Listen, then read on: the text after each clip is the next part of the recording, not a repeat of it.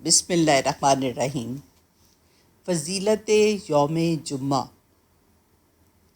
سب سے بہترین دن جب سورج طلوع ہوتا ہے وہ جمعہ کا دن ہے۔ خاتم النبیین صلی اللہ علیہ وآلہ وسلم نے ارشاد فرمایا، جمعے کے دن فرشتوں کو مساجد کے دروازوں پر بھیج دیا جاتا ہے اور وہ لوگوں کی آمد لکھتے رہتے ہیں۔ جب امام آ جاتا ہے تو اپنے قلم روک لیتے ہیں اور رجسٹر بند کر دیے جاتے ہیں۔ فرشتے ایک دوسرے سے کہتے ہیں، فلاں آدمی کو جمعے میں آنے سے کس نے روکا؟ پھر کہتے ہیں، اے اللہ، اگر وہ گمراہ ہے تو اسے ہدایت دے، اگر وہ بیمار ہے تو اسے شفا دے، اگر وہ تنگ ہے تو اسے دولت مند بنا۔ جمعۃ المبارک کے مختصر اہم کام احادیث مبارکہ کی روشنی میں۔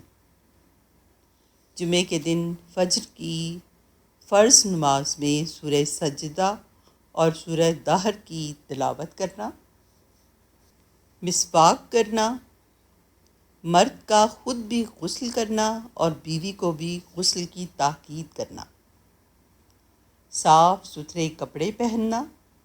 خوشبو لگانا اور بالوں میں تیل لگانا،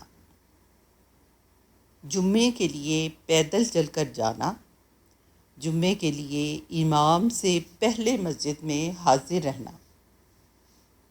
مسجد میں داخل ہوتے ہی 2 رکعت نفل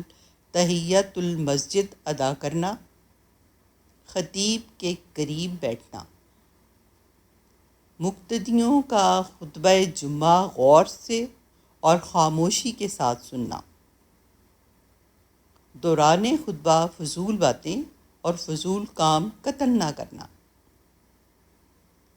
امام کا نماز جمعہ میں سورہ اعلیٰ اور سورہ غاشیہ یا سورہ جمعہ اور سورہ منافقون کی تلاوت کرنا، جمعے کے بعد مسجد میں ہی 4 یا 6 رکعت سنت ادا کرنا،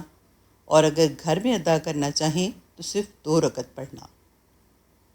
کثرت سے درود ابراہیمی پڑھنا، سورہ کہف کی تلاوت کرنا، جمعے کے دن صدقے کا اہتمام کرنا، جمعہ ادا کرنے کے بعد قیلولہ کرنا، پھر کھانا کھانا۔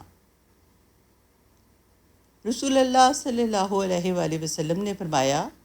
جو شخص جمعے کے دن غسل کرے، اپنی صفائی کا بھرپور اہتمام کرے،